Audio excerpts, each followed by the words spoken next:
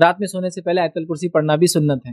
تو اللہ کے رسول رات میں سونے سے پہلے آیت الکرسی پڑھتے تھے. فضیلت ہی بتائی, آیت الکرسی پڑھ کر جو سوئیں گا ایک حفاظت کرنے والا فرشتہ صبح تک حفاظت کریں گا, یاد رکھیے. تو یہ بڑی اہم دعا ہے, یاد رکھیے. اسی طرح سورہ بقرہ سورہ نمبر 2 آیت نمبر 255 آیت الکرسی جس کو ہم کہتے ہیں, آیت الکرسی کی بھی بڑی فضیلت ہے, یاد رکھیے. بہت بہت بہت بہت بہت بہت بہت زیادہ فضیلت ہے, اس کی کوئی انتہا نہیں. میں سمجھتا ہوں پورے فضائل میں رکھ بھی نہیں پاؤں گا, مختصری رکھوں گا. سب بسم اللہ کی مختصر کا اس کے مختصری رکھوں گا. آیت الکرسی قرآن مجید کی تمام آیتوں میں اعلیٰ اور افضل ہے. آیت الکرسی قرآن مجید کی تمام آیتوں میں اعلیٰ اور افضل ہے. بہت بڑی فضیلت ہے. آئیے صحیح مسلم کی روایت ہے, ابی بن کعب رضی اللہ عنہ فرماتے اور کہتے ہیں رسول اللہ صلی اللہ علیہ وسلم نے فرمایا, کیا تجھے معلوم ہے کہ کتاب اللہ میں سے تمہارے پاس کون سی آیت سب سے افضل ہے؟ کیا تمہیں معلوم ہے کہ کتاب اللہ میں سے کون سی آیت سب سے افضل ہے؟ تو میں نے عرض کیا اللہ اور اس کے رسول ہی بہتر جانتے ہیں, مجھے تو نہیں پتا. آپ صلی اللہ علیہ وسلم نے دوبارہ فرمایا کہ کیا تجھے معلوم ہے کتاب اللہ میں سے تمہارے پاس کون سی آیت سب سے افضل ہے؟ میں نے عرض کیا اللہ لا الہ الا هو الحی القیوم, یہ آیت الکرسی. آپ صلی اللہ علیہ وسلم نے میرے سینے پر جو ہے ہاتھ پھیرا, مطلب شاباشی دیتے نا, ارے ماشاءاللہ, سینے پر جو ہاتھ پھیرا اور فرمایا ابو المنذر, ٹھیک ہے, ان کی کنیت تھی یہ, تجھے علم مبارک ہو. تو اللہ لا الہ الا هو الحی القیوم, یہ جو آیت الکرسی ہے یہ آیت یاد رکھیے سب سے افضل آیت ہے, بہت افضل ہے, بہت فضیلت والی آیت ہے. اس کو ہم بکثرت پڑھنے کی کوشش کیا کریں.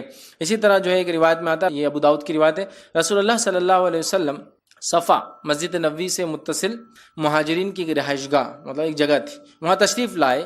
تو ایک آدمی نے آپ صلی اللہ علیہ وسلم پوچھا, یا رسول اللہ صلی اللہ علیہ وسلم قرآن مجید میں سب سے زیادہ بڑی اور عظمت والی آیت کون سی ہے؟ آپ صلی اللہ علیہ وسلم فرمایا اللہ لا الہ الا هو الحی القیوم.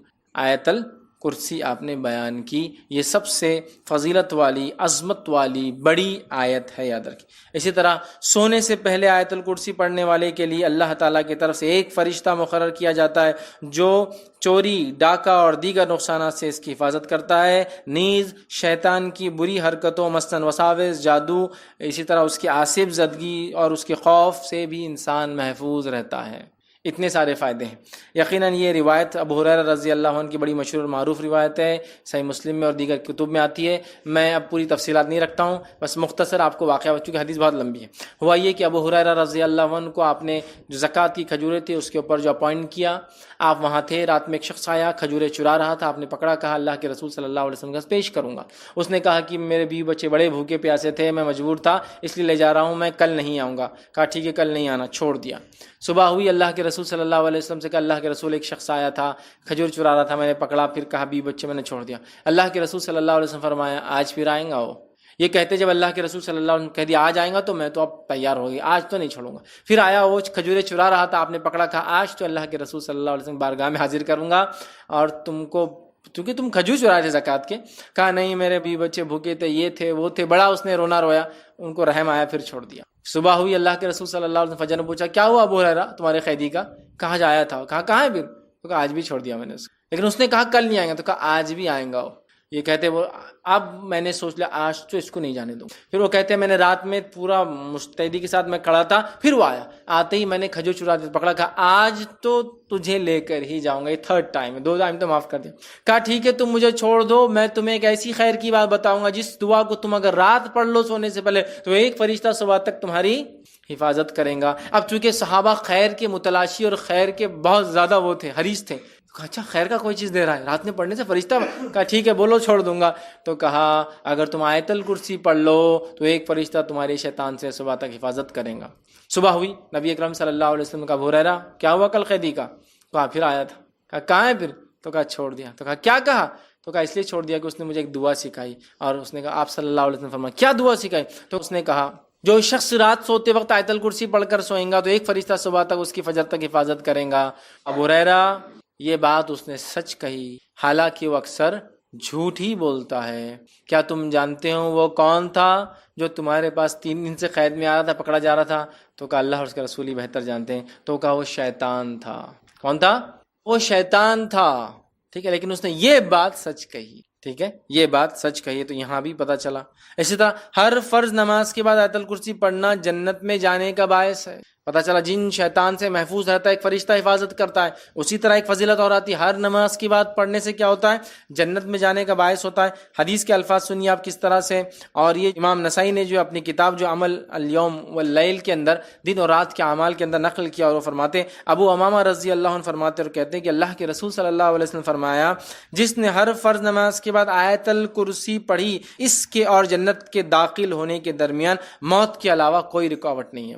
مر جائے تو سیدھا جنت میں جائیں گا. لیکن یہ آیت الکرسی پڑھنا ہے. آیت الکرسی کو سر پہ ہاتھ رکھ کے پڑھنا لفظ نہیں ہے. بہت سے لوگ آیت الکرسی پڑھتے ہیں لیکن ہاتھ رکھتے ہیں سر پر پیشانی، پھر ہاتھ کو زمین پہ رکھتے ہیں کبھی، یا ہاتھ کو یوں رکھتے ہیں، پتہ نہیں کیا اس کی وجہ ہے، اور پھر پڑھتے ہیں. یہ ثابت نہیں ہے، لیکن آیت الکرسی پڑھنا ثابت ہے. یاد رکھیے، ٹھیک ہے. یہ بڑی افضل، بڑی برکت، فضیلت، قدر اور منزلت والی آیت ہے، جس کو آیت الکرسی سورہ بقرہ سورہ نمبر 2 کی آیت نمبر 255 نمبر ہے اس کا. ابو بکر صدیق رضی اللہ عنہ کے تعلق سے ایک واقعہ آتا ہے کہ آپ نے فرمایا اور کہا کہ مجھے سورہ بقرہ یاد نہیں ہوتی. اس کا معنی یہ نہیں کہ ان کا حافظہ کمزور تھا، اس کا معنی یہ ہے کہ صحابہ جب کسی چیز کو یاد کرتے تو فوراً لاگو کرتے، عمل کرنا شروع کر دیتے. چونکہ سورت میں اتنے احکام تھے کہ ان کا معنی یہ ہے کہ میں عمل نہیں کر پا رہا ہوں، مطلب دھیرے دھیرے یاد کر پا رہا ہوں عام صورتوں کے مقابلے میں. تو بہرحال ہم اس کی ابتدائی 5 آیتیں دیکھیں گے، جس کے تعلق سے علامہ ابن تیمیہ رحمہ اللہ کا ایک قول ہے، اور وہ فرماتے اور کہتے ہیں کہ انسانیت کی 3 قسمیں ہیں، 3 ٹائپس. مطلب ہیومینٹی کی انسانیت کو اگر تقسیم کر دیا جائے، ڈیوائڈ کر دیا جائے، تو انسانیت 3 پارٹس میں ڈیوائڈ ہو سکتی ہے. وہ کون کون سے؟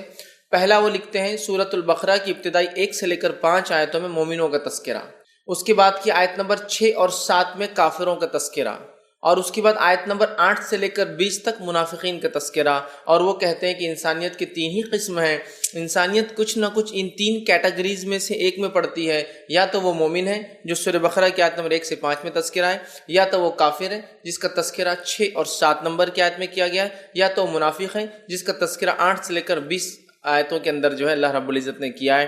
تو بہرحال اس سے پتہ چلتا ہے کہ انسانیت کے 3 قسمیں ہیں. 3 پارٹس میں ہیومینٹی کو ہم ڈیوائڈ کر سکتے ہیں. پہلا مومنوں کا طبقہ، دوسرا کافروں کا طبقہ، تیسرا منافقین کا طبقہ. عام اعتبار سے 2 ہی طبقے ہو سکتے ہیں، مومن اور کافر. چونکہ منافق بھی کفر کی قسم میں بلکہ بدترین قسم ہے، لیکن وہ چونکہ ظاہراً ہمیں مسلمان کہتا ہے اور آ کر دھوکہ دیتا ہے، چونکہ نقصان بہت زیادہ ہے اس کا، لہٰذا اللہ رب العزت نے اس کو ان ڈیٹیل ڈسکرائب کیا.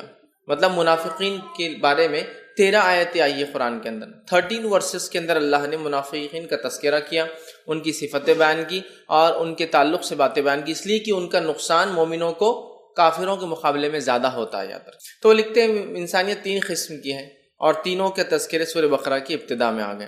تو بہرحال سورۃ البقرہ اگر کوئی شخص پڑھتا ہے، اس کی ابتدائی تفسیر پڑھتا ہے، تو گویا انسانیت کی جتنے کیٹیگری سے اس کا نالج ہمیں ہو جاتا ہے.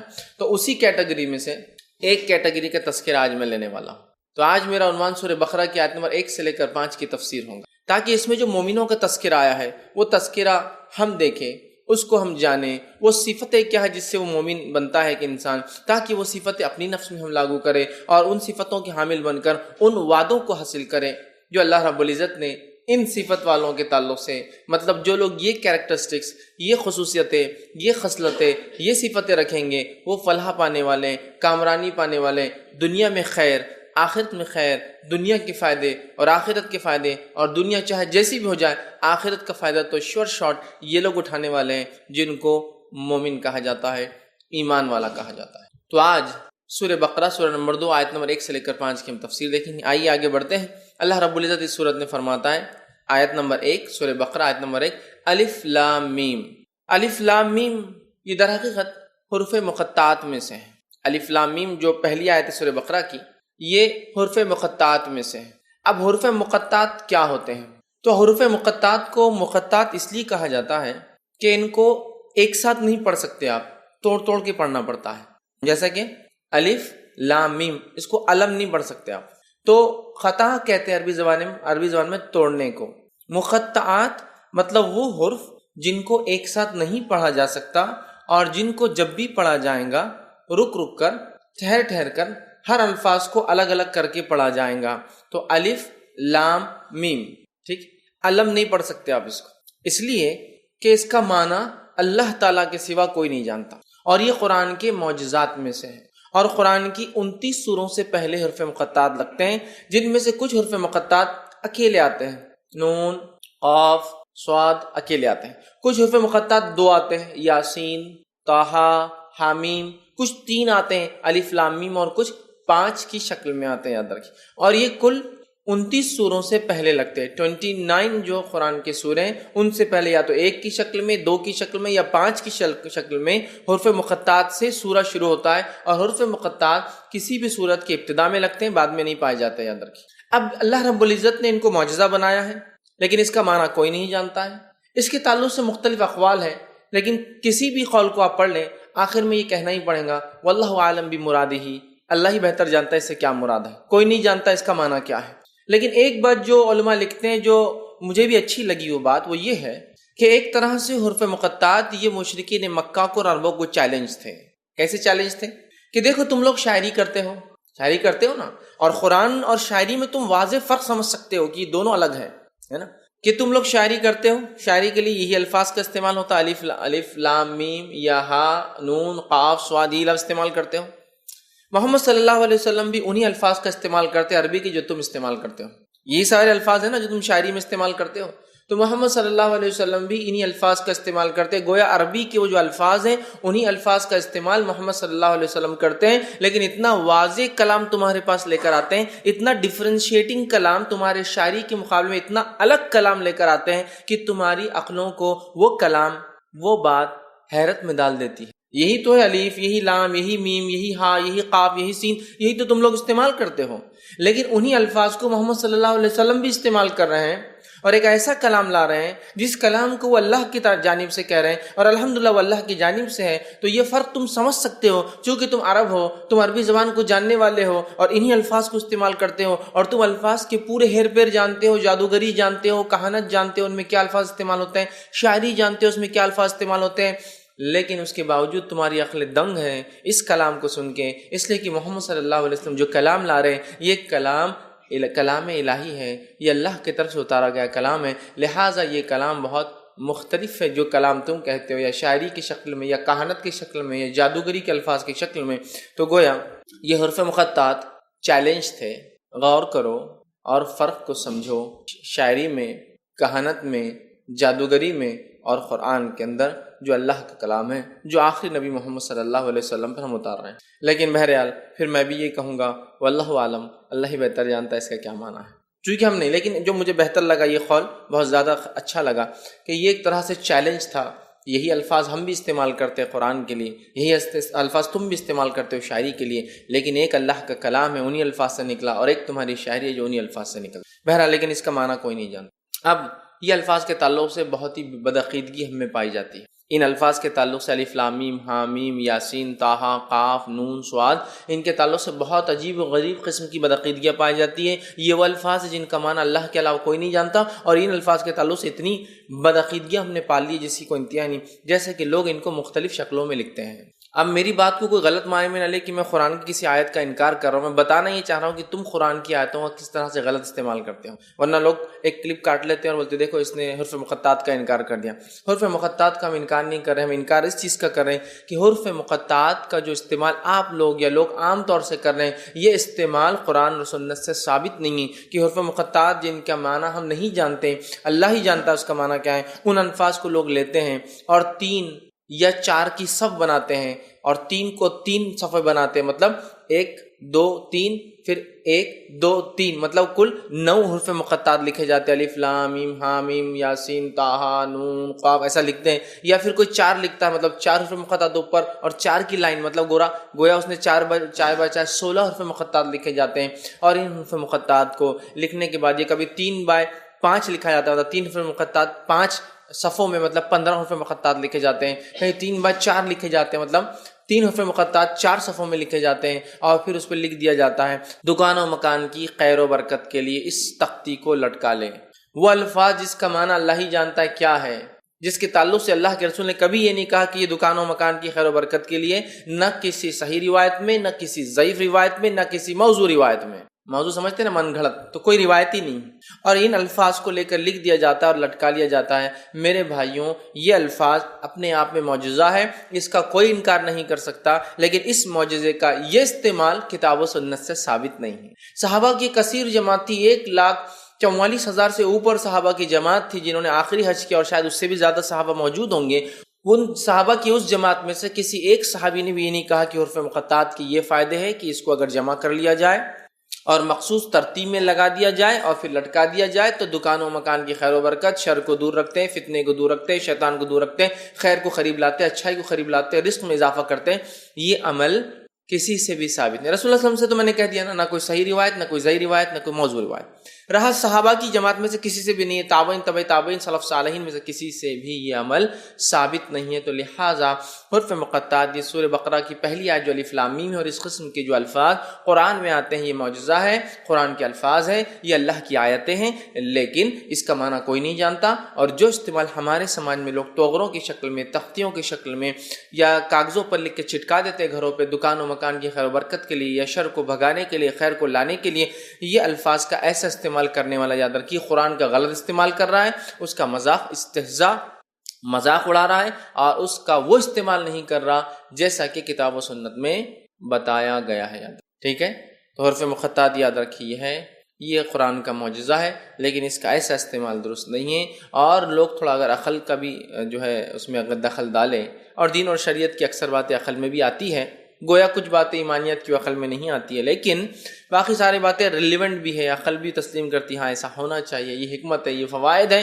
آپ دیکھیے جو آدمی خود یہ توغرے بیچتا ہے، جو سووں میں خرید کر لاتا ہے اور اپنے گھر رکھ کر مختلف دنوں میں جا کر بیچتا ہے، اگر آپ کہتے ہیں یہ خیر و برکت کے لانے کا باعث ہے حروف مقطعات، تو اس سے سوال کرنا کبھی جس کے پاس سووں میں رکھے ہوئے گھر پہ جو بیچتا ہے، کتنی خیر و برکت آئی اس کے گھر میں.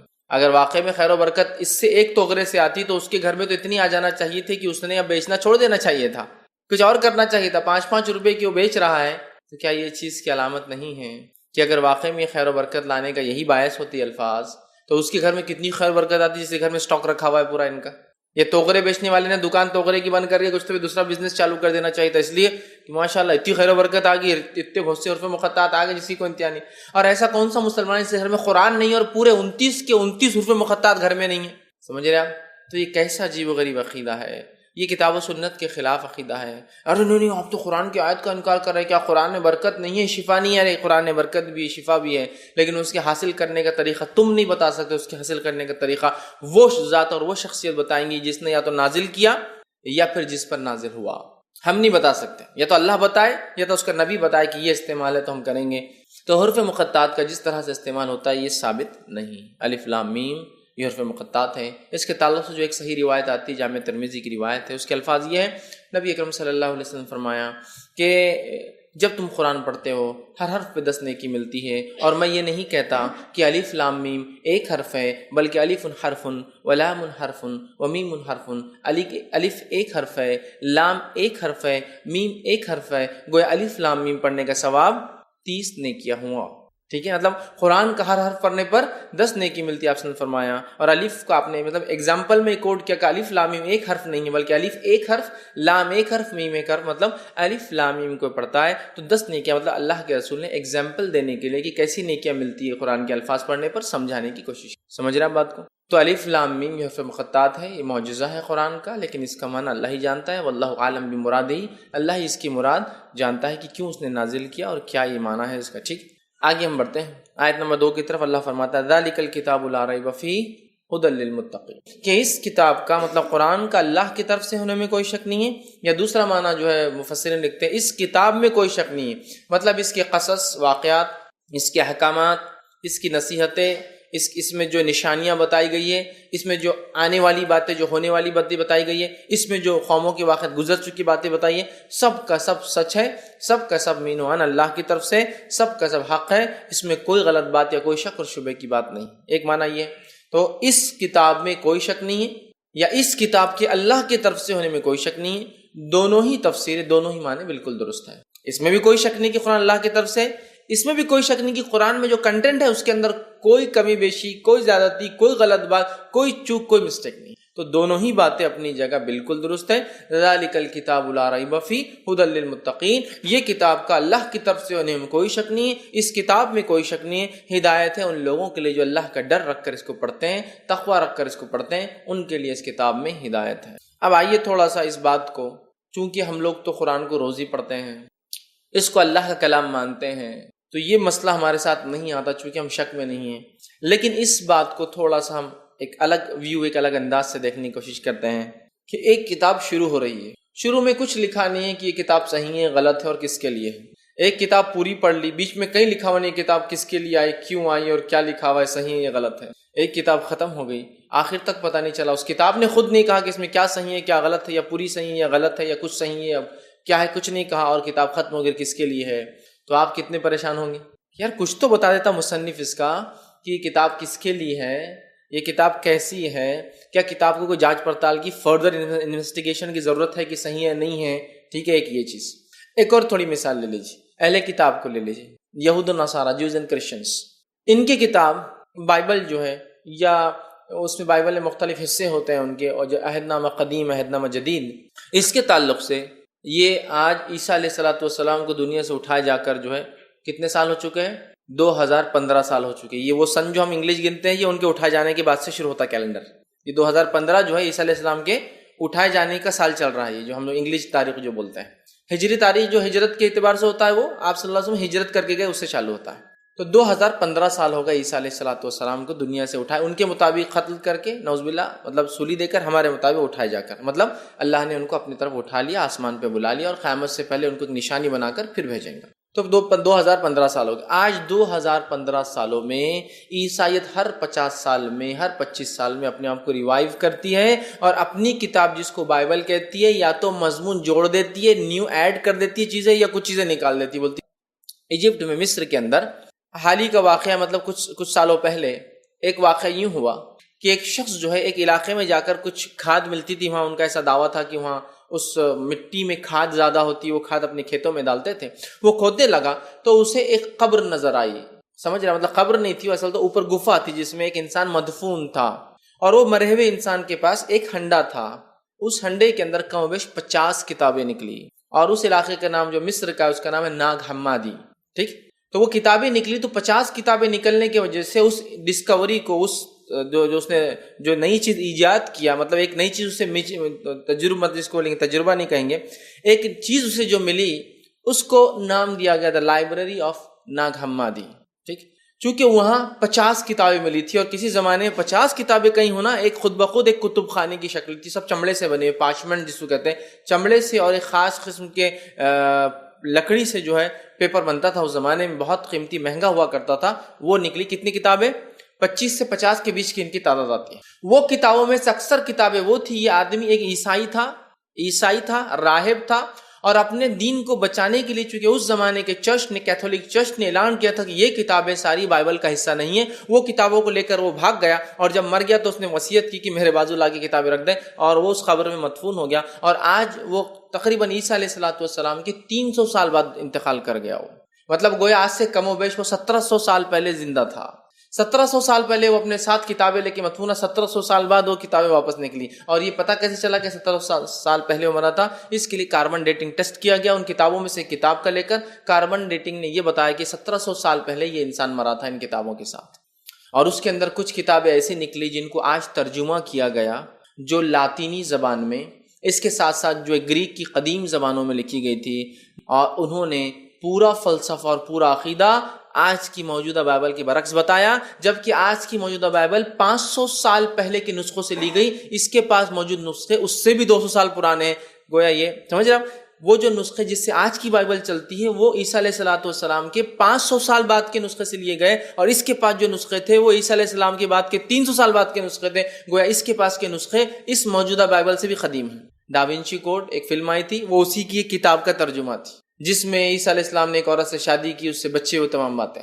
تو یہ بھی اسی کتاب میں سے کتاب کا نتیجہ تھا. تو دیکھیے آپ کہ وہ قوم 2015 سال سے، اور یہود کو اگر لے لے تو 3500 سال سے یہود پریشان ہے اپنی کتاب کے بارے میں. اللہ کا کلام ہے، اللہ کا کلام نہیں ہے، اللہ کا کلام ہے، اللہ کا کلام نہیں ہے. سبحان اللہ، اس کتاب کی، قرآن کی خصوصیت یہ ذالک الکتاب لا ریب فیہ ھدی للمتقین، کہ اے قاری، اے ریڈر قرآن کے، جو تو کتاب پڑھ رہا ہے، رب ہمارا اس کتاب کے دوسرے ہی آیت میں اور گویا پورے قرآن کی ابتدا سے اب تک لے تو 90 آیت ہے، یہ 7 آیت ہے سورہ فاتحہ کی، 8ویں آیت الف لام میم، یہ آیت جو ہے 90 آیت ہے، 90 آیت میں کہہ رہا ہے کہ اے قاری، اے شخص جو قرآن پڑھ رہا ہے، جو اس پر ایمان لاتا ہے، ذالک الکتاب لا ریب فیہ، اس کتاب کا اللہ کی طرف سے ہونے میں کوئی شک نہیں، ھدی للمتقین، تیرے لیے اس کے اندر ہدایت ہے۔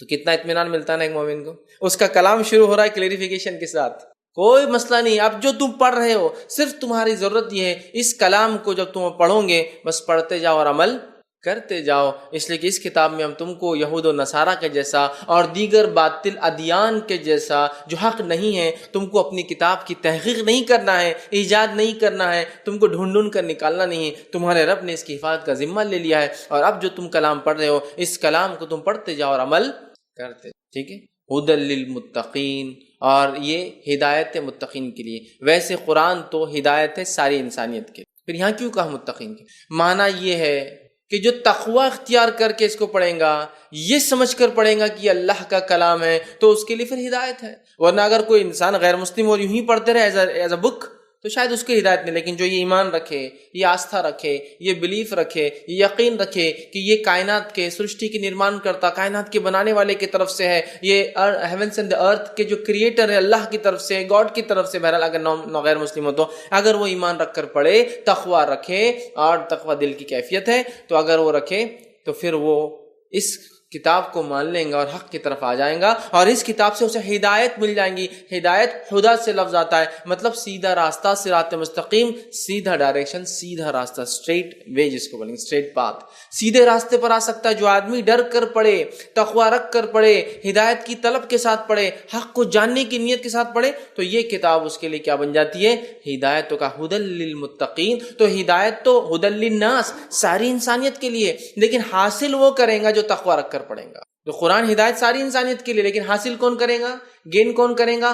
فائدہ کون اٹھائیں گا؟ جو تقوی رکھ کر اسے پڑھیں گا۔ اب تقوی کیا چیز ہے؟ تو تقوی جو ہے یہ دل کی کیفیت ہے۔ نبی اکرم صلی اللہ علیہ وسلم فرمایا التقوی ہا ہونا، التقوی ہا ہونا، التقوی ہا ہونا، تقوی یہاں ہے، تقوی یہاں ہے، تقوی یہاں ہے، دل کی طرف اشارہ کیا۔ تو تقوی میرا اور آپ کا ہم لوگ جان نہیں سکتے کتنا ہے، چونکہ اللہ جانتا ہے کہ اس کا تقوی کیا ہے، ہم ظاہری اعمال دیکھتے ہیں، یاد رکھیں۔ تو جو دل کی کیفیت رکھ کر اس کتاب کو پڑھتا ہے، تقوی اختیار کرتا ہے، اس کے لیے ہدایت ہے۔ ہدایت کیا چیز ہے؟ اسے حاصل کرنا ہوتا ہے، کوشش کرنا ہوتا ہے، اس کے لیے قربانیاں دینا ہوتا ہے۔ ہدایت کوئی ایسی چیز نہیں ہے کہ آپ کو کوئی پارسل آئے گا گھر کی، وہ ہدایت آپ کے نام آ گئی، آپ نے سائن کی، اب لے لی، اب صبح شام اس کو تکیے کے نیچے رکھ کر سو جاؤ تو تمہیں حاصل ہو جائیں گی، یا 3 ٹائم دوا کیسا کھا لو تو تم ہدایت یافتہ ہو جاؤ گے۔ ہدایت کوئی ایسی چیز نہیں ہے۔ ہدایت وہ کوشش ہے، وہ لگن ہے، جس لگن اور کوشش سے انسان جو ہے حق کی تلاش میں نکلتا ہے تو اس کا رب پھر اس کی رہنمائی کرتا ہے اور اسے دین اور اسلام تک پہنچا دیتا ہے۔ جیسے سلمان فارسی رضی اللہ عنہ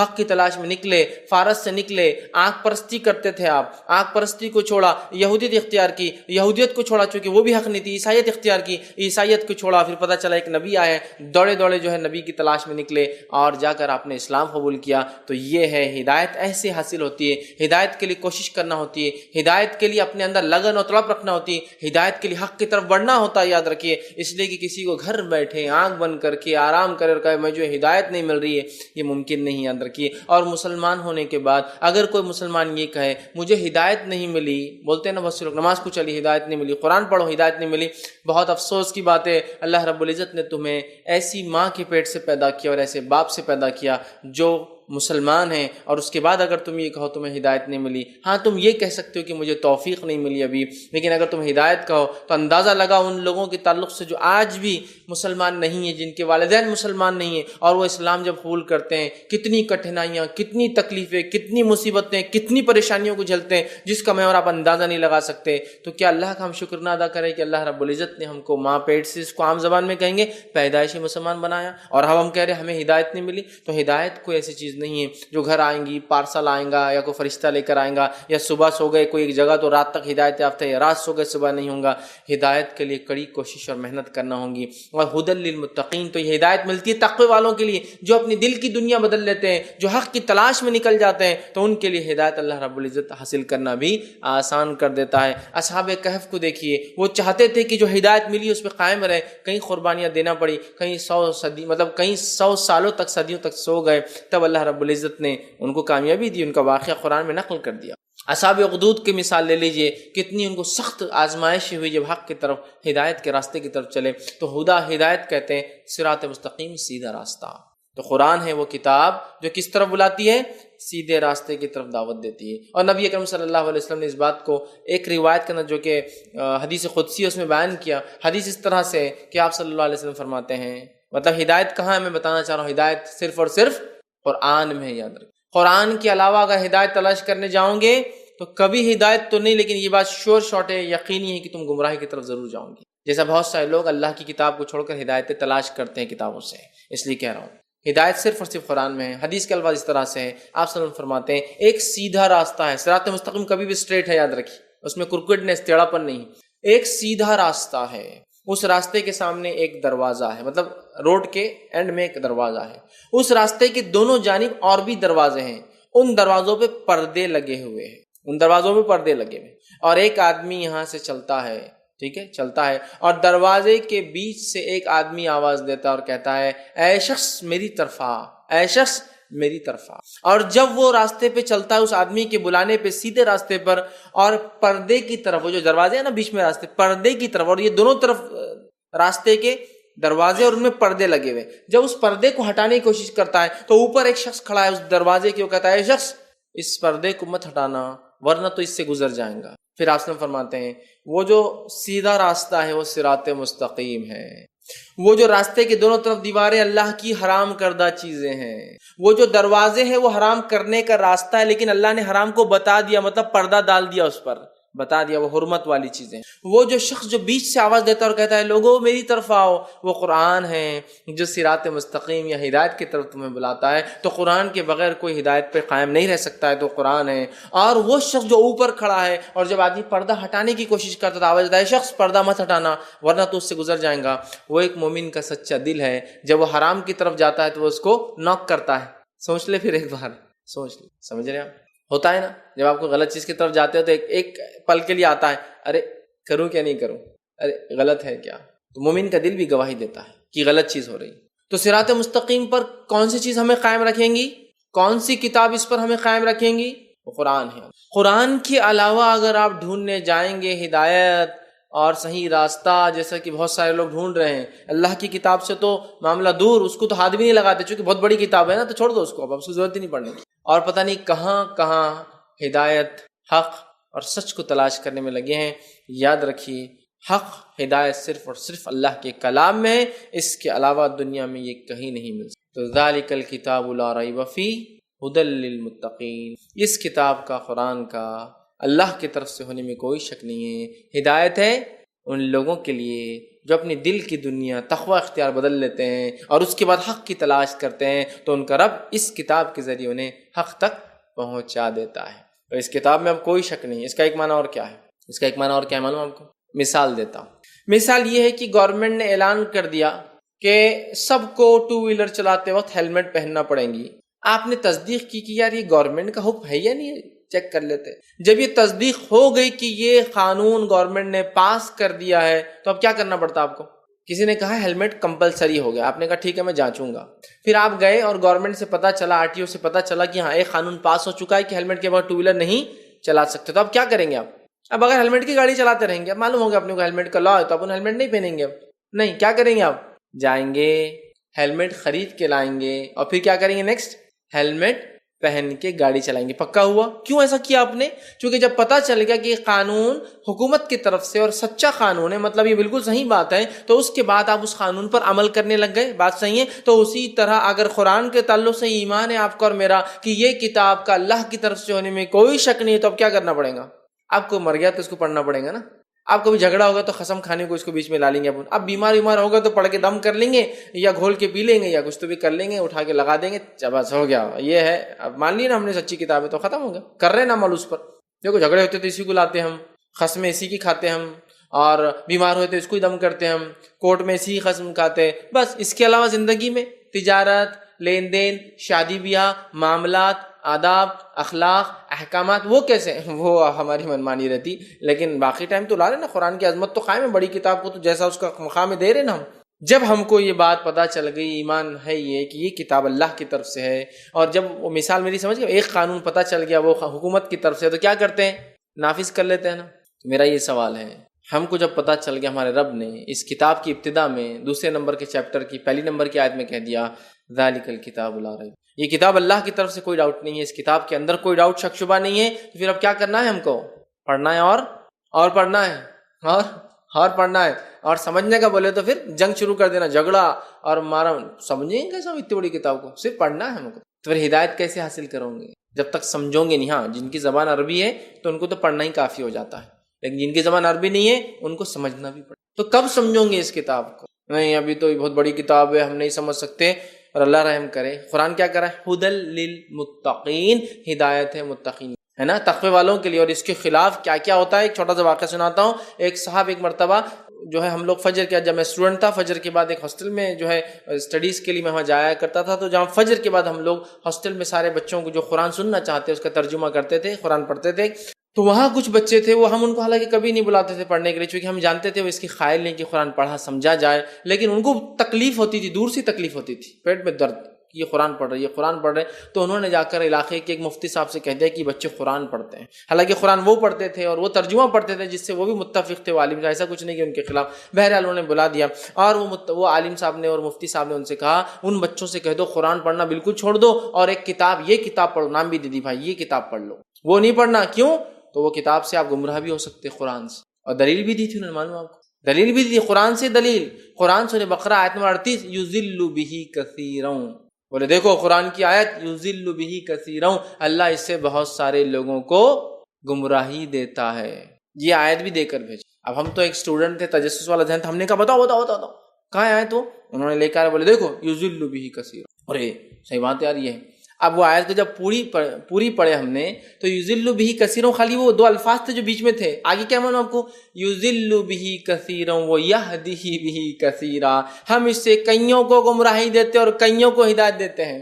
میں نے کہا آگے تو یہ لکھا ہوا ہے، تو بولے یہی تو تمہاری گمراہی ہے کہ تم خود سے سمجھ رہے۔ میں نے کہا ترجمہ پڑھ رہے، ہم کو تو کہاں سمجھتی عربی۔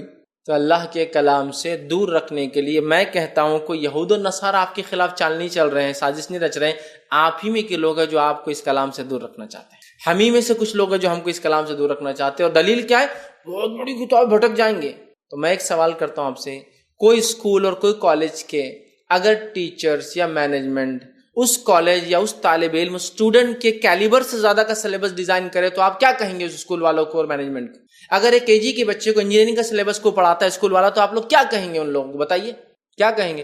کیا کالج ہے زبردست، بچے کو جاتے انجینئرنگ کا پڑھا دے رہے، تو بچہ تو کبھی پڑھیں گا ہی نہیں آپ کا، کیا کریں گے؟ آپ بولیں گے کیسے احمق لوگ ہو، تم کو اتنا نہیں سمجھتا چھوٹے بچوں کو کیا پڑھانا چاہیے، ہے نا، یہی کہیں گے نا آپ لوگ۔ تو گویا آپ کی عقل یہ بتا رہی ہے کہ ایک بچے کو یہ سلیبس نہیں دینا چاہیے، تو نعوذ باللہ اگر تم کہتے ہو قرآن پڑھ کے کوئی ہم لوگ نہیں سمجھ سکتے، تو نعوذ باللہ تم اللہ پر الزام لگاتے ہو کہ اللہ نے ایک ایسی کتاب دے دی جو ہم سمجھ ہی نہیں سکتے۔ تو سوال یہ دی کیوں؟ سوال یہ ہے دی کیوں جس کتاب کو ہم سمجھ نہیں سکتے؟ نبی اکرم صلی اللہ علیہ وسلم کے زمانے میں عرب جاہل تھے، جٹ تھے، گوانڈ تھے، بچیوں کو زندہ دفن کر دیتے تھے، اپنی جیسا کسی شخص کی انتقال کے بعد اس کی بیویوں کا نکاح اس کے بیٹوں سے کر دیا جاتا تاکہ وراثت تقسیم نہ ہو، معلوم، سوتیلی ماؤں کا نکاح سوتیلے بچوں سے کر دیا جاتا تاکہ وراثت نہیں تقسیم ہونا۔ وہ جہالت گمراہی میں حرام حلال کی کوئی تمیز نہیں، عورتوں کو استعمال کی چیز سمجھا جاتا تھا۔ اس دور میں ایک نبی آیا اور اس پر ایک کلام اترا جس کلام کو پڑھ کر ان کی زندگیاں بدل گئی۔ تو وہ لوگ تو سمجھ سکتے ہیں جو دنیا کے سب سے جنگلی، جٹ اور جاہل تھے، لیکن ہم نہیں سمجھ، ماں پیٹ سے مسلمان ہم نہیں سمجھ۔ اور یہی لوگ ہوتے جو قصے بھی سناتے ہیں۔ ایک صاحب بولنے لگے یضل بہ کثیرا، یہ نا، یہی مفتی صاحب ایک دن بیان دے رہے ہیں، کیا بیان دے رہے ہیں؟ ایک کٹر یہودی، بیان دیکھیے آپ، کٹر یہودی، اسلام کے خلاف، مسلمانوں کے خلاف، اس کا ایجنٹ، اس کا ایجنٹ، یہ وہ، اور ایک دن اس کے ہاتھ میں قرآن کا ایک نسخہ لگ گیا، اس نے قرآن کو پڑھا اور اللہ نے اسے ہدایت دے دی۔ ایک بیان نے بولے ایک غیر مسلم تھا، کٹر تھا، یہ تھا، خونی تھا، مسلمانوں کا فلاں فساد میں خون کیا، یہ کیا، پھر ایک دن قرآن پڑھا اور مسلمان ہو گئے۔ اب ہم پریشان ہو گئے، ایک طرف ہم قرآن پڑھ رہے فجر کے بعد تو مفتی صاحب بڑے یضل بہ کثیرا آیت دے کے بھیج رہے ہمارے پاس، دوسری طرف قصے تو سنا رہے ہیں کہ کٹر یہودی مسلمان ہوا۔ اب ان کے اصول کے مطابق کٹر یہودی کیا بن جانا چاہیے تھا؟ اور کٹر یہودی تو قرآن پڑھ کے اس نے ڈبل گمراہ ہو جانا چاہیے تھا نا۔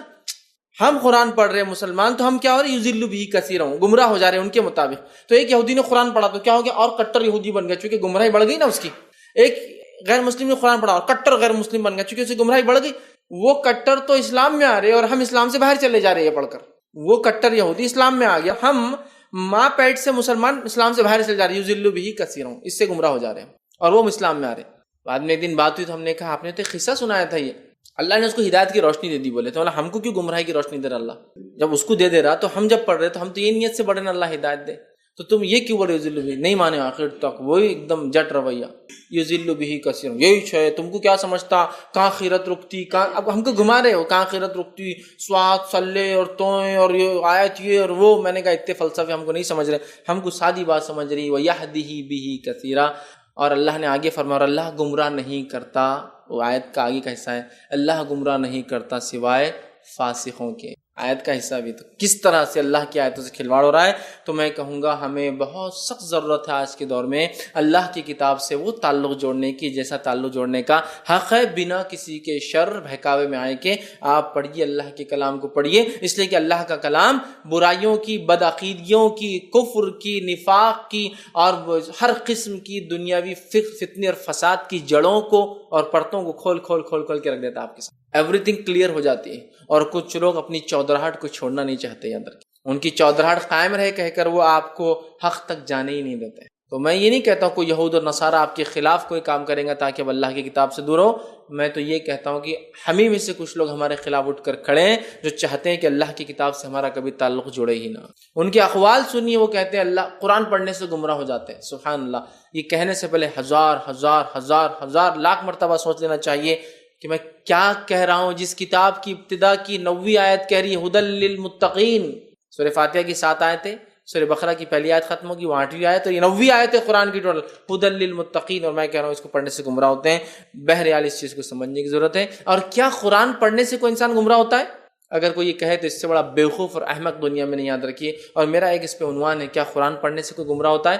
ضرور جو ہے نیٹ پر موجود ہے, اس کو آپ دیکھیے. تو اللہ نے کہا ہدی للمتقین, ہدایت ہے سیدھے راستے پہ چلنے والوں کے لیے, یہی طریقہ کار ہے. اور حدیث میں بھی اس کی وضاحت ہو گئی. اب آئیے, وہ لوگ جو متقی ہیں, تقوی والے ہیں, ان کی صفت کیا ہے, وہ کیا کیریکٹرسٹکس کی حامل ہے جس کی وجہ سے ان کا رب جو ہے ہدایت دیتا ہے. وہ کیریکٹرسٹکس کا پہلی صفت یہ, الذین یؤمنون بالغیب ویقیمون الصلاۃ ومما رزقناہم ينفقون. پہلی صفت ہدایت یافتہ لوگوں کی یہ ہے کہ الذین یؤمنون بالغیب, وہ ایمان لاتے ہیں غائب پر, وَيُقِيمُونَ الصَّلَاةَ, اور نماز قائم کرتے, مِمَّا رَزَقْنَاهُمْ يُنْفِقُونَ, جو اللہ نے عطا کیا نعمتیں, ان نعمتوں کو, اس رزق کو, اس پیسے کو, اس مال دولت کو اللہ کی راہ میں خرچ کرتے ہیں. یہ پہلی 3 صفتیں آیت نمبر 3 کے اندر بتائی جا رہی ہیں, اور یہ ہدایت یافتہ لوگوں کی پرماننٹ صفتیں, یاد رکھیے. اس لیے کہ قرآن کا ایک اسلوب اور طریقہ کار ہے, جب بات کرتا ہے جنت کی تو جنتیوں کی صفت بتا دیتا ہے, جب بات کرتا ہے جہنم کی تو جہنمیوں کی صفت بتا دیتا ہے, جب بات کرتا ہے تقوی کی تو متقین کی صفت بتا دیتا ہے, جب بات کرتا ہے شہداء اور صالحین کی ان کا طریقہ بتا دیتا ہے, جب بھی بات کرتا ہے جہنم کی تو جنت کا بھی تذکرہ کر دیتا ہے, اور جب بھی بات کرتا ہے جنت کا تو جہنم کا بھی تذکرہ کرتا ہے, جب کفر کی بات کرتا ہے تو پھر ایمان والوں کا بھی تذکرہ کرتا ہے. تو یہاں جب کہا ہدایت ہے متقین کے لیے, تو متقین کون ہوتے ہیں, کون سے ان میں کیریکٹرسٹکس, خصوصیتیں اور خصلتیں ہوتی ہے. تو پہلی خصلت ہے الذین یؤمنون بالغیب, ایمان لاتے ہیں غائب پر, اور ایمان بالغیب ایمان سے کچھ زیادہ ہوتا ہے. اس لیے کہ ایمان تو خاص ہے جو 6 چیزوں پر ہوتا ہے, آمنت باللہ وملائکتہ کتبہ ورسلہ والیوم الآخر والقدر خیر و شر.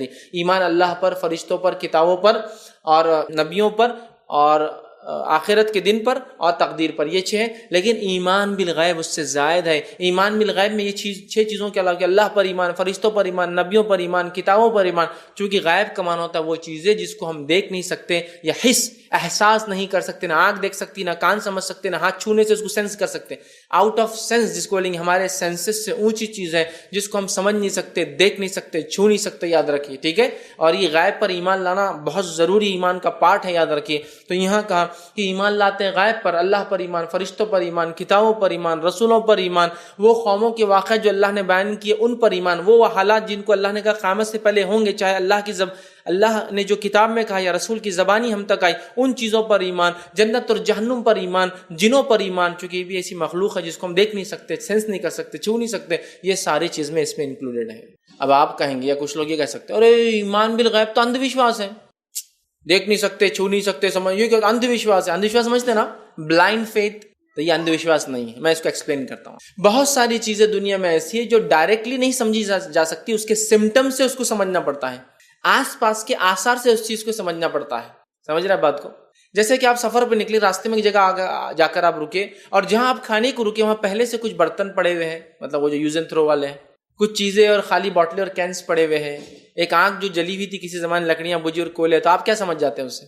بولی اس سے پہلے یہاں کسی نے پڑاؤ ڈالا تھا اور اس نے بھی کچھ کھایا تھا یا بنایا تھا, ہوتا ہے نا. تو آپ کو کیسے پتا چلا کہ پہلے کچھ لوگ آئے تھے, انہوں نے کھایا تھا اور پیا تھا؟ کیسے پتا چلا؟ وہ چیزوں سے, جو چیزوں کو آپ وہاں دیکھ رہے ہیں, ان علامتوں نے بتا دیا کہ کوئی آیا تھا. سمجھ رہے آپ بات کو؟ تو ایسی بہت ساری دنیا میں چیزیں ہیں جو علامتیں بتا دیتی ہے کہ یہ چیز ہے, وہ چیز کو آپ دیکھ نہیں سکتے. سمجھ رہے, وہ اندھ وشواس نہیں ہے, وہ بلائنڈ فیتھ نہیں ہے, چونکہ اس سے ریلیٹڈ چیزیں ہوتی ہیں. سمجھ رہے, مثال کے طور پر کائنات وجود میں ہے تو اس کا کوئی بنانے والا ہے, جبھی تو کائنات وجود میں اور چلتی ہے. کوئی گھر بنا ہوا ہے تو اس کا کوئی بنانے والا ہے, اس کا کوئی مالک ہے. اسی طرح اگر کائنات ہے, انسان ہے, چرند پرند ہے, سب کچھ نظام سسٹم چلتا ہے, اس کا مطلب کوئی نہ کوئی اس کو بنانے والا اور چلانے والا موجود ہے. تو علامتوں سے ہم پہچانتے ہیں. تو ایمان بالغیب وہی ہے. اس میں سے بہت ساری چیزوں کو ہم دیکھ نہیں سکتے, چھو نہیں سکتے, لیکن وہ چیزوں کی علامت بتاتی ہے کہ وہ چیز بیک گراؤنڈ میں چل رہی ہے. جیسا دنیا میں کوئی کہا نہیں, میں جب تک کوئی چیز کو چھوتا نہیں میں مانتا ہی نہیں, آئی ڈونٹ بلیو, دیکھتا نہیں جب تک میں. ویری گڈ, چلیے آگے چلتے ہیں. دنیا میں کہ ہر چیز کا کہاں, ہر چیز کا میرا معاملہ ایسی ہوتا ہے, دیکھا نہیں تو مانتا نہیں. میں مثال دیتا ہوں, گاڑی پہ بیٹھ کر آئے, او بہت اچھی گاڑی ماشاء اللہ, کتنے سی سی کی ہے؟ میری گاڑی 300 سی سی کی. کبھی چیک کیے نکال کے انجن میں پانی بھر کے سی سی برابر ہے کیا 300؟ نہیں, چیک تو نہیں کیے. پھر اب تم تو اتنے لاجیکل ہے اور ریشنل بلیف ہے, دیکھے نہیں, چھوئے نہیں, سب مانتے نہیں تم, تو پھر کیسے کیا مان لیے؟ وہ بجاج نے بولی تو ہوں گا ہی. تو کیا بجاج کا اعتماد آپ کو مجبور کر رہا ہے کہ اس چیز کو مان لیں؟ نہیں, آپ تو ریشنل ہے نا, آپ بولتے جب تک کوئی چیز دیکھا نہیں, چھوانی میں تو مانتا ہی نہیں. تو پھر کیا آپ نے دیکھا کبھی؟ نہیں دیکھا. میری گاڑی 4 اسٹروک ہے, 2 اسٹروک ہے. اچھا, کبھی دیکھے گا اپنے گاڑی میں انجن آپ کا پسٹن 2 اسٹروک لگاتا ہے, 4 اسٹروک لگاتا ہے, کیسے چلتے ہو؟ نہیں دیکھے تو نہیں ہم نے. پھر کیسا مانتے نہیں؟ وہ کمپنی بول رہی نا. اچھا, کمپنی پہ اعتماد آپ کو مجبور کر رہا ہے اس چیز کی ماننے پہ کہ وہ 2 اسٹروک یا 4 اسٹروک کی گاڑی آپ کی ہے. بات برابر ہے نا. علامتیں کبھی کبھار حقیقت آپ نے نہیں دیکھی اس کی, لیکن پھر بھی آپ مانتے ہیں. تو ہم بھی یہ کہتے ہیں اللہ رب العزت اپنے ایک نبی کو بھیجتا ہے, وہ نبی آپ کے ہمیں غائب کی باتیں بتاتا ہے, جو چیز کو ہم کبھی دیکھ نہیں اور سمجھ نہیں سکتے, لیکن وہ نبی سچا ہوتا ہے. جب اس کی تصدیق ہم کر لیتے تو اس کی لائی ہر بات پر ہم ایمان لاتے ہیں. سمجھ رہے ہیں آپ بات کو؟ تو ایمان بالغیب اندھ وشواس نہیں. ایمان بالغیب ایک ایسا عقیدہ ہے جو علامتوں پر, مطلب اس کے اطراف کی علامتیں بتاتی یہ چیز ہے, اور دنیا میں ہر چیز کو دیکھے اور چھوئے بغیر ہم مانتے ہیں. ایسا کوئی آدمی میں کو آج تک نہیں ملا کہ ہر چیز کو کہے کہ میں چھوئے اور دیکھے بغیر نہیں مانتا. تو پھر بتاؤ, وہ انسان نے اپنی گاڑی کو بھی چیک کیا, 2 اسٹروک ہے, 4 اسٹروک ہے. مجھے بہت آج بخار ہے, میں نہیں مانتا تم کو بخار ہے. ارے نہیں, میرے کو بہت بخار ہے, میں نہیں مانتا بخار ہے. کیوں نہیں مانتے؟ کبھی بخار کو دیکھا؟ نہیں, بخار کو دیکھا تو نہیں کسی نے. کبھی چھوا تم نے بخار آ کے ملا تم سے, بولا میں بخار ہوں؟ نہیں, وہ بھی کبھی نہیں ہوا. پھر کیسے معلوم؟ نہیں, وہ آنکھ گرم ہو گیا. علامت نے بتائی بخار ہے, آپ نے بخار کو کبھی دیکھا نہیں. علامت, سمجھتے آپ؟ علامتیں ہوتی ہے جو آپ کو بتاتی ایک چیز ہے. بینک میں اکاؤنٹ ہے آپ کا, میرے 10 اکاؤنٹ ہے. اچھا, کبھی بینک مینیجر کا میرا اکاؤنٹ بتاؤ, بولا کہاں ہے؟ ارے بولیں گے بھیا کو اکاؤنٹ بولتے اور رہتا کچھ بھی نہیں. میرے کو بتاؤ میرا پیسہ کہاں رکھتے ہو, ڈبہ کہاں ہے اکاؤنٹ, مجھ میں تو پیسہ ڈالتے اور نکالتے میرے نام سے. ارے کچھ بھی نہیں رہتا بھائی, وہ خالی بولتے اکاؤنٹ لیکن رہتا کچھ نہیں. سب کا پیسہ ایک جگہ رہتا, خالی وہ پاس بک پہ جو انٹری رہتی نا اس کے حساب سے پیسہ آتا اور جاتا, لیکن ایسا کوئی اندر ڈبہ نہیں رہتا تمہارے نام کا ڈبہ اس میں ڈال دیے, فیض صاحب کا اکاؤنٹ بند ہو گیا, اب کل لائیں گے تو اس میں سے نکال کے دے دیں گے, اس میں ڈالیں گے. ایسا کوئی چیز نہیں ہوتی, لیکن بولتے اس کو ایسا. سمجھ رہے آپ مانتے ہیں کہ تو آپ کی چیک بک اور پاس بک میں جو چیز لکھی ہوئی, چیک بک جب دیتے اتنا پیسہ مل جاتا, مطلب اکاؤنٹ ہے آپ کا. ایکچولی اکاؤنٹ جیسی کوئی چیز ہوتی نہیں ہے, سب پیسہ ایک جگہ جمع ہوتا ہے, ایک ساتھ نکلتا, آتا اور جاتا. تو یہ چیز یاد رکھیں. تو ایمان لاتے پہلا کیا ہے؟ غائب پر. ٹھیک ہے, الذین یؤمنون بالغیب ویقیمون الصلاۃ, اور نماز قائم کرتے ہیں. مومنوں کی اور متقین کی صفت کیا کرتے ہیں؟ وہ نماز قائم کرتے ہیں. یقیمون الصلاۃ, نماز قائم کرنے کا معنی یہ نمازوں کا اول وقت میں پڑھتے ہیں, با جماعت پڑھتے ہیں, سنت کے مطابق پڑھتے ہیں. ٹھیک ہے, یہ ساری چیزیں انکلوڈ ہے اس کے اندر. ٹھیک ہے, جیسا سنت میں ہمارا مکمل چیزیں. ٹھیک ہے, تو یہ نماز قائم کرنا. ٹھیک, نماز پڑھنا ایک چیز ہے, قائم کرنا شروعات سے خاتمے تک آئیں گا. مسجد میں جا کر پڑھتے ہیں, جماعت سے پڑھتے ہیں, اول وقت میں پڑھتے ہیں, سنت کے مطابق پڑھتے ہیں, جو وقت بتایا گیا ان وقتوں پر پڑھتے ہیں. یہ ساری چیز اس میں آتی ہے. تو مومن کی صفت وہ نماز قائم کرتا ہے ایمان لانے کے بعد. دوسری اہم چیز جو انسان کو کرنا ہے وہ کیا ہے؟ نماز کو قائم کرنا. یاد رکھیں. اب کتنے لوگ ہم میں سے ایسے جو نماز قائم کر رہے ایمان لانے کے بعد؟ فیصد کے اعتبار سے ہم دیکھا جائے تو میں سمجھتا ہوں 5 سے 10% مسلمان ہیں جو نماز کو قائم کرتے ہیں ایمان لانے کے بعد, جیسا اس کا حق ہے. یاد رکھیں, کوئی 1 ٹائم کو, 2 ٹائم کو, 3 ٹائم کو, 4 ٹائم کو, 5 ٹائم والا ہے, ایسا سسٹم ہے. جبکہ یہاں دوسری صفت ہے ہدایت یافتہ لوگوں کی، وہ یقیمون الصلاۃ، ایمان کے بعد دوسرا کام، ایمان بالغیب کیا دوسرا کام کیا کرتے؟ نماز قائم کرتے۔ یہ بڑی عظیم عبادت ہے، اور اتنی عظیم عبادت ہے کہ ساری عبادتوں کا تعلق چاند سے ہے نا، مطلب چاند سے اس کی گنتی ہوتی ہے، اور نماز ایک ایسی مختلف عبادت ہے، اس کا حساب سورج سے ہوتا ہے۔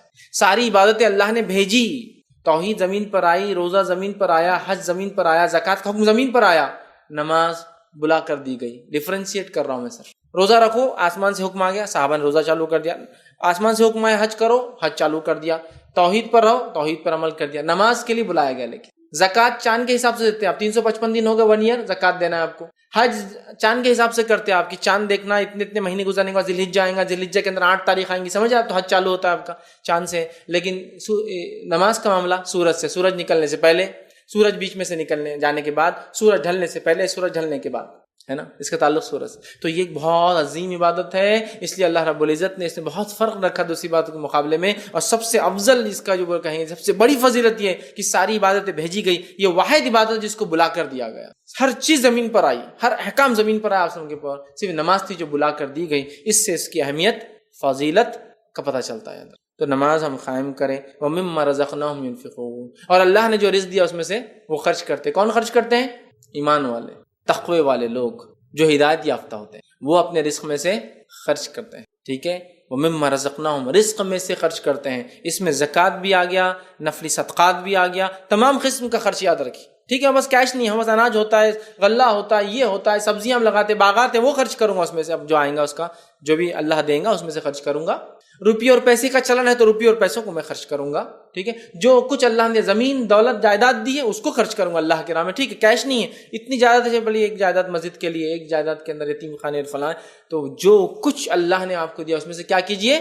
خرچ کیجئے، تبھی آپ متقین رہیں گے اور مومن رہیں گے اور ہدایت یافتہ رہیں گے۔ اس لیے کہ خرچ کرنا انسان میں ایسی اچھی صفتیں ڈالتا ہے، یاد رکھیں اچھی خصال پیدا کرتا ہے جو جمع کرنے سے نہیں پیدا ہوتی۔ حالت یہ ہے مومن آج خرچ کرنا چھوڑ کر، جو لوگ ایمان ہونے والا دعویٰ کرتے ہیں، دوسروں کی زمین دولت جائیداد مال روپیہ پیسہ اس کو ہڑپ رہے ہیں۔ یہاں مومن دینے والا ہے اور وہاں ہم لوٹ اور کھسوٹ رہے ہیں، اور پھر ایمان والے ہیں، پھر تقوی والے ہیں۔ جو آدمی صدقات اور خیرات کا عادی ہے وہ کیا دوسروں کا کچھ لے سکتا ہے لوٹ مار کر کے؟ نہیں، ہے نا۔ تو گویا دینے والی صفت آ جائے تو بہت ساری صفتیں برائیاں خود نکل جاتی۔ چوری چکاری کرنے والا ایمان والا کیسا ہوگا؟ اس لیے کہ دینے والا ایمان والا تھا، جو اللہ نے دیا اس میں سے خرچ کرتے ہیں۔ عادت ڈال لیجیے جو کچھ اللہ نے آپ کو دیا اس میں سے خرچ کرنے کی، جو کچھ دیا ہے، نہیں میں کروڑ پتی بنوں گا نا تو بہت خرچ کروں گا، وہ جب دیکھا جائے گا۔ ابھی کیا ہے اس میں کیا خرچ کرتے ہو وہ اصل ہے، کیا ابھی ہے اس میں سے کیا دیتے ہو یہ اصل خرچ مانا جائے گا۔ کیا اللہ دیں گا اس میں سے کیا کرو گے، سب فیوچر کی باتیں ہوں گا تو ٹھیک، نہ ہو تو کوئی بات نہیں۔ سمجھ رہے آپ میری بات کو، میں جو کہنا چاہ رہا ہوں؟ اللہ نے جو کچھ دیا ہے خرچ کرنے کی عادت ڈال لیجئے، جو کچھ دیا ہے جتنا ہے اس میں سے کچھ نہ کچھ خرچ کیجیے، آپ دیکھیں گے اللہ تعالیٰ اتنی برکت دیں گا جس کی کوئی انتہا نہیں۔ سورہ بقرہ آگے چل رہی ہے، گائے کا ایک پورا واقعہ آ رہا ہے، اور اس واقعے کو اگر آپ نے پڑھا ہوگا تو یہاں بنی اسرائیل کو اللہ حکم دیتا ہے گائے ذبح کرنے کا، جبکہ انہوں نے موسیٰ علیہ السلام کو مذاق اڑانے کے لیے کام کیا تھا، مذاق اڑانے کے لیے ہوا تھا قتل، اور موسیٰ علیہ السلام کے پاس آئے، چلو آج موسیٰ کی مزہ لیتے، تنگ کرتے، نعوذ باللہ۔ یہ قوم ہی ایسی تھی، اور آگے کیا بولے موسیٰ علیہ السلام وہ آدمی مار گیا، آپ کون مارا ہوں گا؟ اللہ نے بولا اچھا ٹھیک ہے۔ موسیٰ علیہ السلام ایک نبی ہے، احکام پوچھتے، جو بتا رہے وہ تو نہیں کر رہے، قتل کس نے کیا؟ موسیٰ علیہ السلام نے کہا جاؤ گائے ذبح کرو، اللہ کہتا ہے گاہ ہوا قتل، اور تم بولتے گائے ذبح کرو۔ اب تم نے میرے سے پوچھا، حکم آ گیا، کرنا پڑے گا۔ اب ماننا تو نہیں تھا تو کیسا گھما رہے، گائے کا رنگ کیسا ہونا، کتنے سال کی ہونا، اب شروع کر دیے۔ اللہ تعالیٰ نے احکام دیتا گیا۔ اب ہوا یہ کہ جب ڈھونڈنے لگے تو ایک گائے فٹ ہوئی کرائٹیریا کے اندر، صرف پوری دنیا میں ایک گائے فٹ ہو رہی تھی وہ کرائٹیریا، ٹھیک۔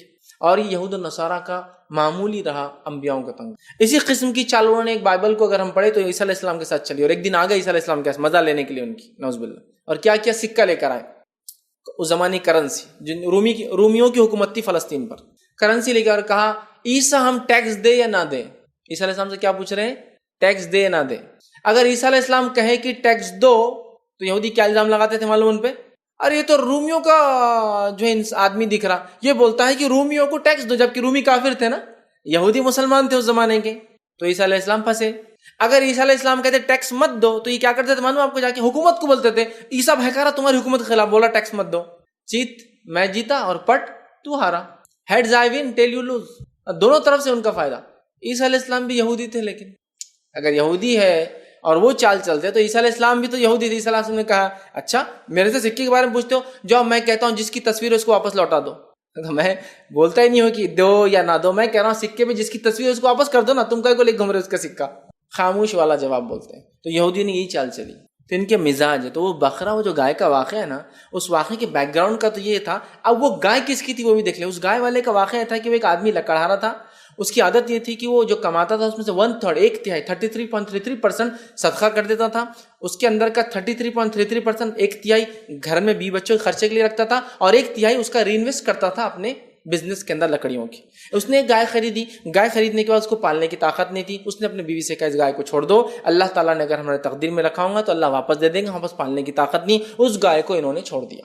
گائے چھوڑ دی. اس آدمی کا انتقال ہو گیا. اس کا ایک بیٹا تھا نوجوان, وہ بچہ چھوٹا تھا, پھر وہ بڑا ہونے لگا. جب بچہ بڑا ہو تو بچے میں بھی یہی صفت تھی. وہ 3 حصے کرتا اپنے مال کے, 1/3 33.33% صدقہ کرتا, 1/3 ماں کو لا کے دیتا, 1/3 کیا کرتا اپنے بزنس میں انویسٹ کرتا, اپنے رات کے بھی 3 حصے کرتا, ایک تہائی اللہ کی عبادت کرتا, ایک تہائی اپنی ماں کی خدمت کرتا, اور ایک تہائی سوتا تھا. میں ایک بچہ تھا, چونکہ اس کے باپ کی انکم حلال تھی, بچہ بھی نیک تھا. اب ہوا یہ کہ جب بچہ بڑا ہو تو ماں نے کہا بیٹے وہ اپنے آپ کے والد نے گائے چھوڑی تھی, ذرا ڈھونڈو بولا کہاں جنگل میں. تو بیٹا ڈھونڈنے نکلا.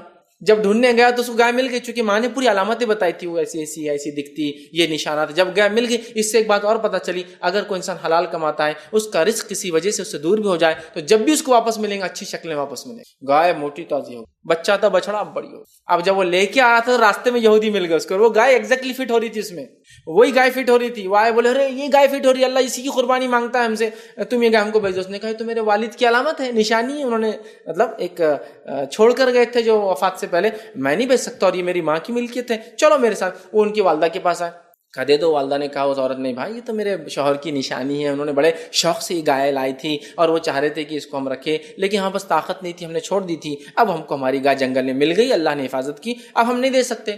بنی سر نے اتنا فورس کیا. تب ماں بیٹے نے مشورہ کیا, کیا کرتے ان کو ٹلانے کے لیے, کیا کرتے, دینا نہیں تھا ان کو. تو بولے اچھا اپن ٹلانے کے لیے کیا بولیں گے یہودیوں کو کہ یہ گائے کے وزن سے زیادہ سونا دو تو ہم دیں گے تم کو. یہ محاورتاً تھا. وہ آئے ماں بیٹے اور کہا دیکھو امی بول رہی ہے, بچے نے بولا کہ اگر اس گائے کے وزن سے زیادہ سونا دو تو ہم دیں گے, لیکن مقصد کیا تھا, بیچنا نہیں, مقصد تھا بات کو ٹال دینا. ایسا کوئی یہ پلاٹ بیچو بیچو بیچو کنٹینیو بولا. تو آپ بول رہے اب مارکیٹ ویلیو 10 لاکھ اور آپ بول رہے ہیں اس کو 50 کروڑ میں لے لو, آپ دے دوں گا. بولیں گے یار پاگل ہے کیا, سمجھ رہے آپ. تو انہوں نے کیا بولا, گائے کا جتنا وزن ہے اس سے زیادہ سونا دے دو تو ہم گائے دے دیں گے. اب یہودیوں کو چونکہ اللہ کا حکم آ گیا تھا اور ان کو معلوم عذاب آ جائیں گے اللہ کا اگر حکم نہیں مانیں گے, تو ان کو مجبوراً خریدنا تھا. تو کیا کہا, چلو اتنے میں خرید لیتے. ان کو گائے جتنی ویٹ کی تھی اتنا گولڈ سونا دینا پڑا اس سے زیادہ. اسی لیے قرآن نے کہا ان کا ذبح کرنے کو دل نہیں تھا, اور کس کا دل کرنے کو ذبح ہوں گا, بہرحال. تو ہوا یہ کہ وہ ان کا دل نہیں تھا کاٹنے کا, اس لیے کہ اتنی کاسٹلی تھی وہ گائے, پھر بھی کاٹنا تو پڑا. ٹھیک ہے. تو بولنا یہ چاہ رہا تھا, اس لڑکے کے والد اور اس لڑکے کی صفت مال خرچ کرنے کی, 1/3 ایک تہائی 33.3. اور شریعت یہی چاہتی, یاد رکھیے کہ کم از کم 2.5% زکوٰۃ کی شکل میں, اور زیادہ سے زیادہ 1/3 33.33% آپ خرچ کر سکتے. یہ مستحب ہے اور اس کے بہت ثمرات اور برکات دنیا اور آخرت کے اعتبار سے. تو خرچ کرنے والے بنے تو رزق میں خرچ کرتے ہیں. اگلی 3 صفتیں بیان کی, والذین یؤمنون بما انزل الیک وما انزل من قبلک وبالآخرۃ هم یوقنون. اور ایمان لاتے اس چیز پر ہے محمد صلی اللہ علیہ وسلم جو آپ پر نازل ہوئی, جو آپ سے پہلے نازل ہوئی, اور آخرت کے دن پر ایمان لاتے ہیں. پہلی آیت میں 3 صفتیں, ایمان بالغیب, نماز قائم کرتے ہیں, رزق میں سے خرچ کرتے ہیں. دوسری آیت, چوتھی آیت میں پھر 3 صفتیں, کیا کرتے, ایمان لاتے جو آپ پر اترا مطلب قرآن پر, اور آپ سے پہلے جو اترا مطلب توریت, انجیل, زبور اور دیگر تمام کتابوں پر, اور آخرت پر ایمان لاتے ہیں. ٹھیک, قرآن پر ایمان آ گیا, چونکہ ایمان بالغیب میں یہ بھی شامل ہے, اللہ کی کتابوں پر ایمان یا ایمان میں یہ بھی شامل ہے. قرآن پر ایمان یہ ہے کہ قرآن اللہ کا کلام ہے, ہدایت کے لیے ہمیں بھیجا گیا, ہمیں اسے پڑھنا ہے, اس کو سمجھنا ہے, اس کے حکام پر پابندی کرنا مطلب عمل کرنا ہے, اور اس کے پیغام کو انسانیت تک لے جا کر پہنچا دینا جس کے لیے کتاب آئی ہے. یہ ہے ایمان قرآن پر. پچھلی کتابوں پر بھی ایمان لاتے, اس کا معنی ہے کہ پچھلی جتنی کتابیں تھی اللہ کی طرف سے تھی, حق تھی, سچ تھی,